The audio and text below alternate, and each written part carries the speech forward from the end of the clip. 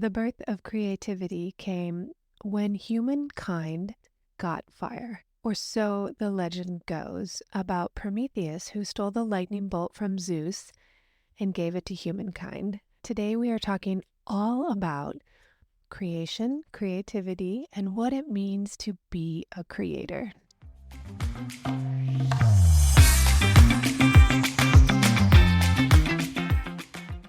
Welcome to The Modern Creative Woman, exploring the art and science of creativity.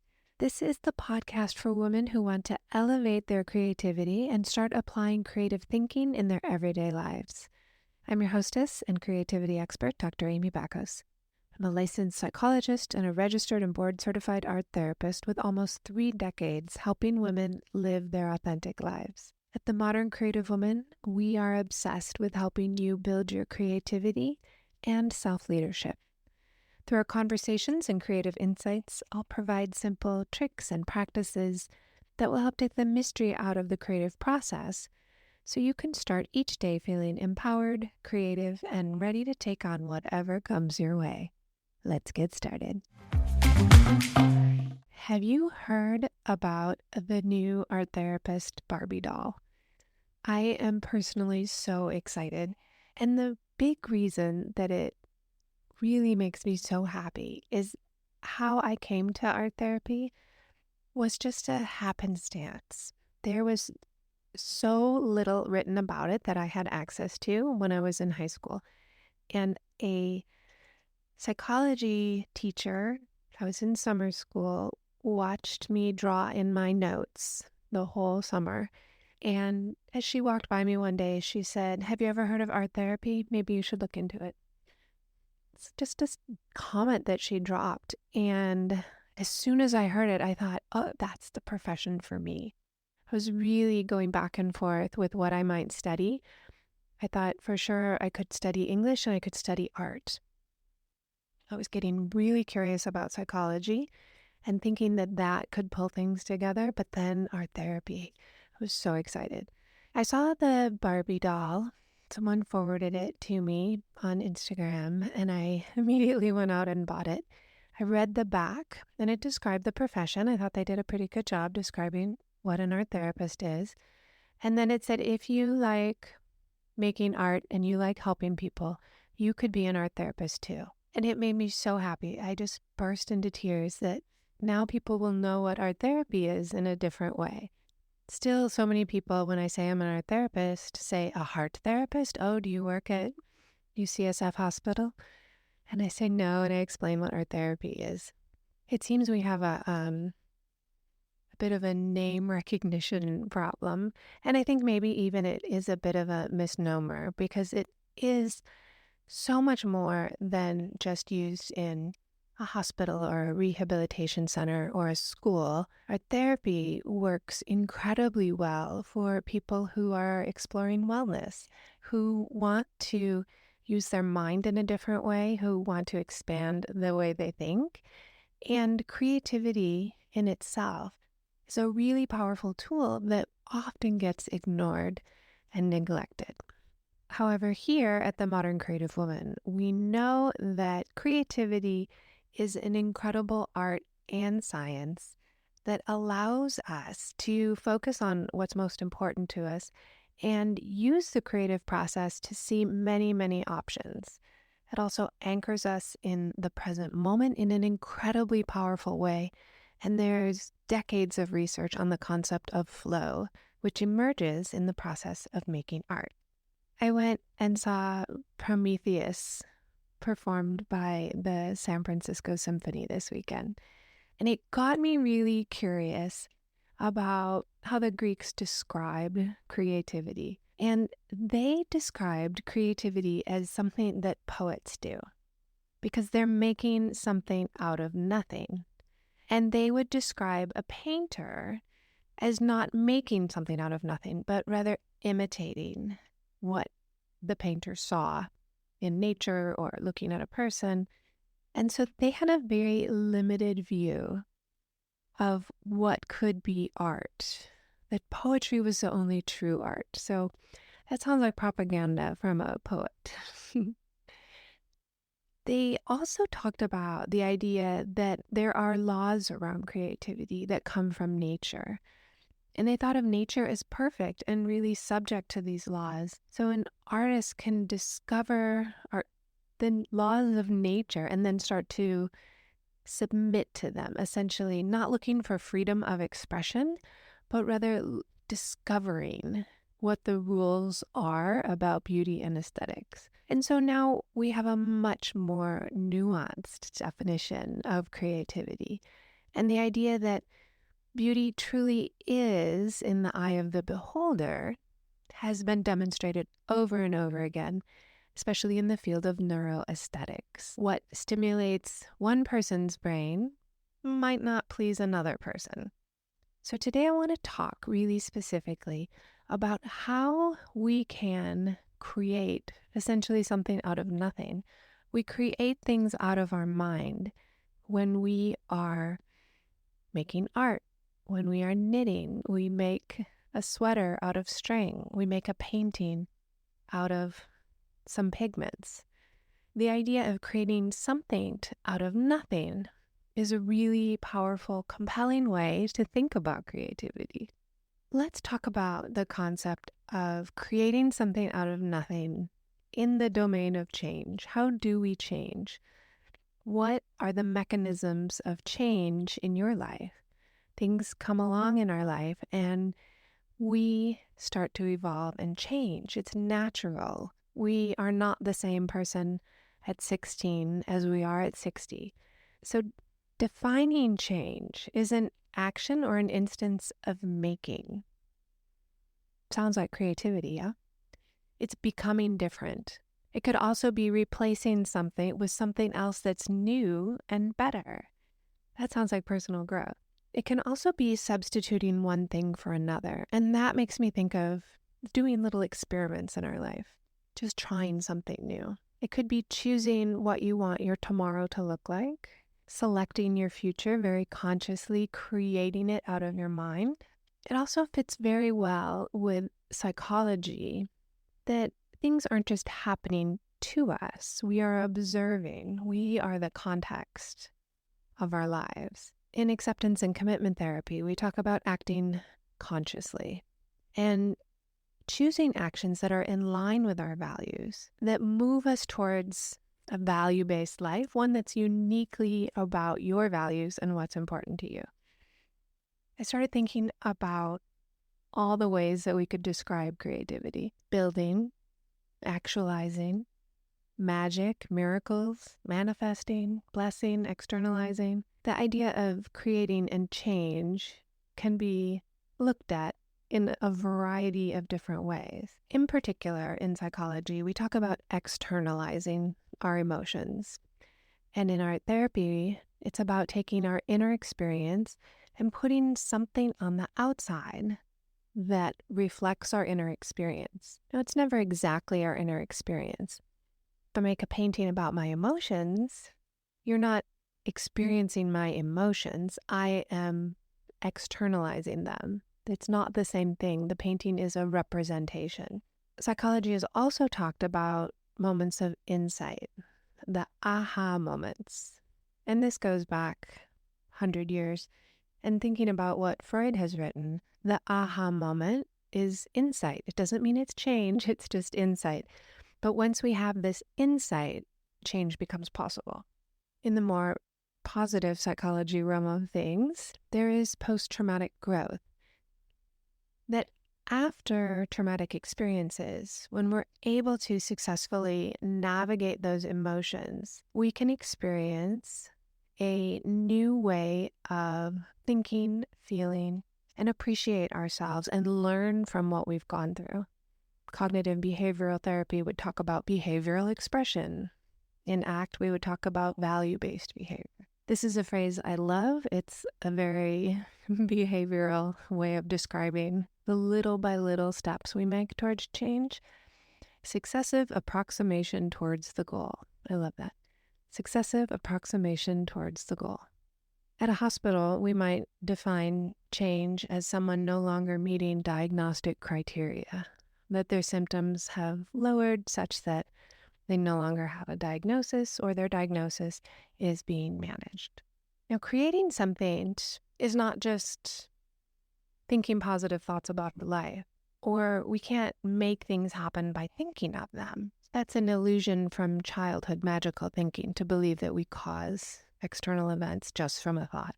Creation and change doesn't mean it comes only from meditating on something. It's just not a one-dimensional concept. It's not just wishing or thinking or imagining. Creating isn't just thinking about our emotions. Creating is putting them down somewhere. In dance, in poetry, painting, clay, knitting. It really requires clarity, some focused attention, a daily commitment. Certainly it requires action and patience. Creation is slow, takes time, and it takes our persistence. When we think about creating from nothing, and we can create literal objects, knitting, drawing, painting, clay, a delicious meal, a batch of cookies. We can also create in words. We can create a feeling of kindness by speaking with kindness. We can write, we can make money, we can fall in love, we can meditate, we can pray. Those are all creating a state from our words, our focused attention. And of course, we can cultivate joy. We can create a feeling of happiness for no reason. And that comes from making meaning, acting on our purpose, learning to love our bodies. What is your favorite way to create? Art, kindness, falling in love, meditating, creating joy and happiness. Now we can also create something that we don't like out of nothing. We can complain or gossip. We can use really unkind words. We can yell. Sometimes people create things they don't like by focusing only on the external and ignoring the needs of their inner life.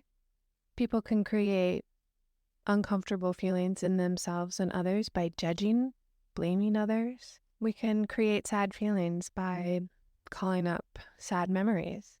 We create ill health by not moving. We can believe that someone else will fix our problems, and so we don't take action, and we create stuckness.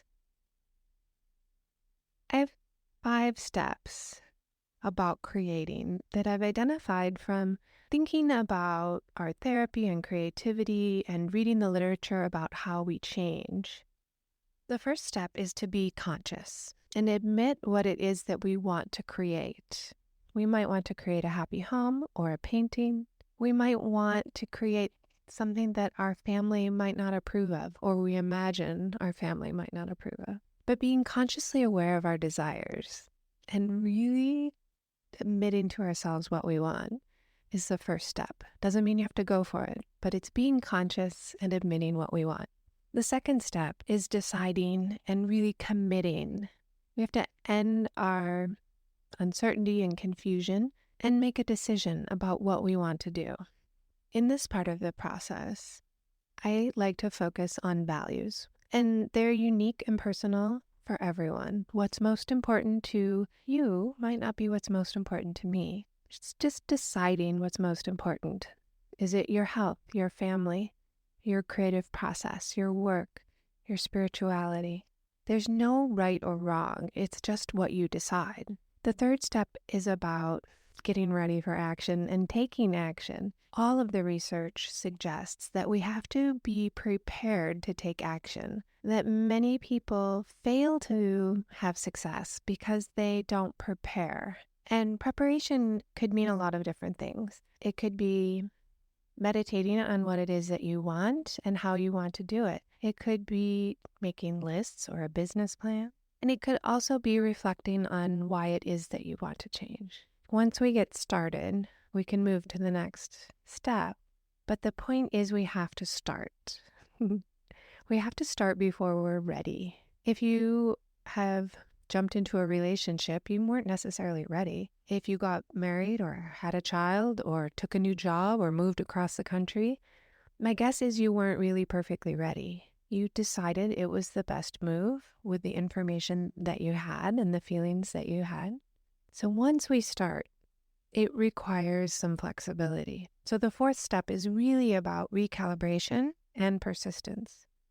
The idea of recalibrating means that we're willing to evaluate the choice and be flexible in how we reach our goals. Once we've decided what we want, we can use creativity to choose from one of the probably thousands of paths that we could use to get there. Persistence means moving through the valley of despair and into informed optimism. Inside the membership, I teach a lot about the emotional stages of change and how to persist when we've reached that valley of despair on change. And the fifth step is really reflection and celebration. So reflecting on what we've accomplished, it really helps to keep a journal, to document what we're doing, and also to celebrate each step of the way. All the research and all the people I know who are successful, they just celebrate. In the process of creation, we will no doubt experience ambivalence and fear. Being able to tolerate ambivalence and move towards your values anyway is what allows us to succeed. When we get stuck, when we move into that valley of despair, when we're trying to change, it's essential that we've identified our values. Why is this important to me? Why am I registered in school? Why did I move across the country? Why did I decide to make this big leap in a relationship? Why does this matter? When things get hard, your values make it clear why you're doing what you're doing. Another really important aspect of ambivalence and fear is considering your relationship to yourself and others. And it's being realistic. There will be sacrifice when you decide you want to make a change or you want to make a artistic process. If I'm painting, it takes a lot of time and I can feel really upset at my painting sometimes. I will get really irritated that it's not coming out the way I want. And then I remember, oh yeah, this is going to come out how it comes out. I'm just going to keep painting. And it's a great lesson in learning to manage frustration. So being able to deal with your own ambivalence, like I want this, I don't want this. I want to go to graduate school, but I don't want to sacrifice my income and all this time. That's okay, it's normal. And we choose which one we're willing to sacrifice. So we can sacrifice going to school or we can sacrifice the time and money it takes to go to school. It's essential that we're realistic about it, and it will give us the fuel we need to kind of look forward and make sure that we're moving towards our values.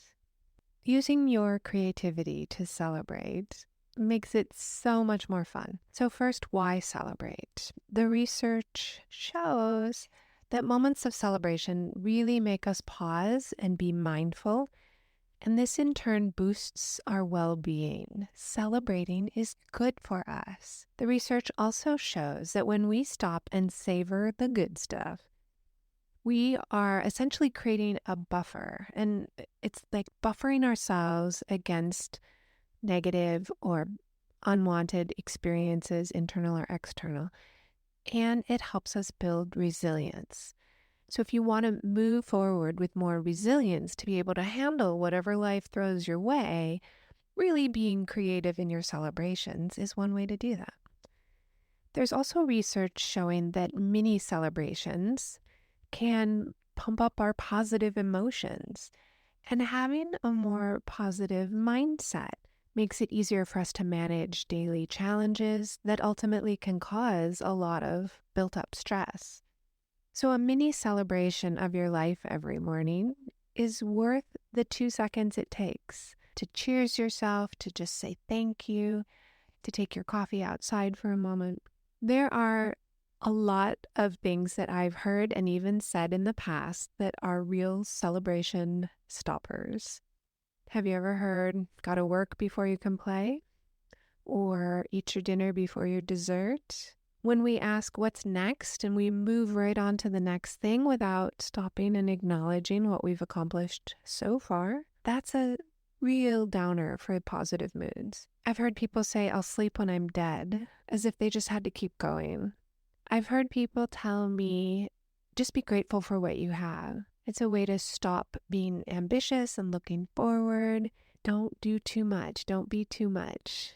And perhaps you've heard some variation of people saying, well, who do you think you are So now I want to talk about creativity in actual celebration. First, it's just noticing what is going well. Pause right now and answer that question. What is going well in your life? It's really important that we keep wanting and desiring and appreciating the things that we have that are going well. What do you like? What have you achieved? The next way to celebrate is to move out of routine, to get out of your autopilot, to just go on pause, do something somewhere else. Ellen Diasenayake talks about making special, choosing things to feel and experience specialness. And she writes about costume as making special food. We have birthday cake in my house on birthdays. Just the idea of it's different than another day by what we wear, what we eat, where we go. And another way that you can celebrate very simply is to just commemorate each moment. You can light a candle for your coffee in the morning. I like to do that. You can sing a song, cook yourself a special meal, high five yourself in the mirror. You can smile. If you smile now, you can be celebrating whatever's happening.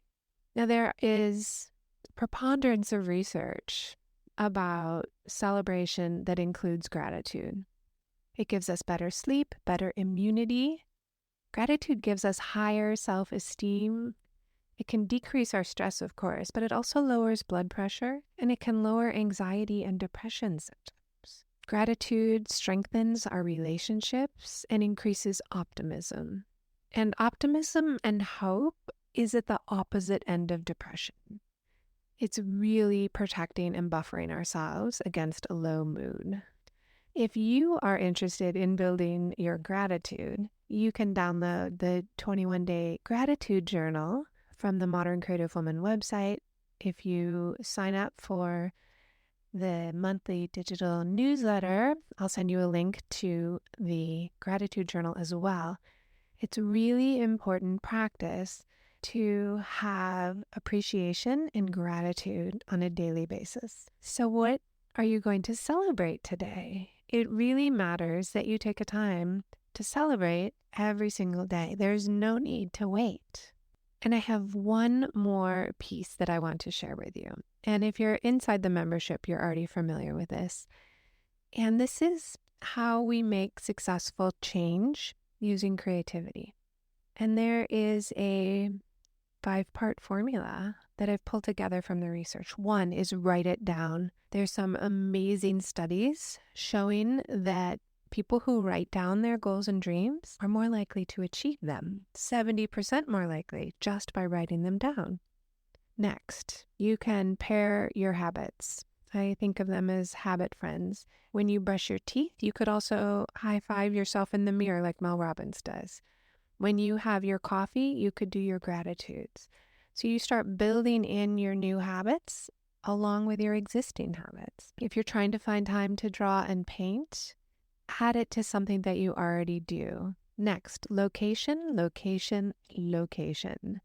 And I learned about this when I was getting my doctorate, state-dependent learning. If you study in a certain way and you take the test in that same certain way, you're more likely to have increased recall. So, for example, if the test is written in pen, then you would want to study and take notes in pen.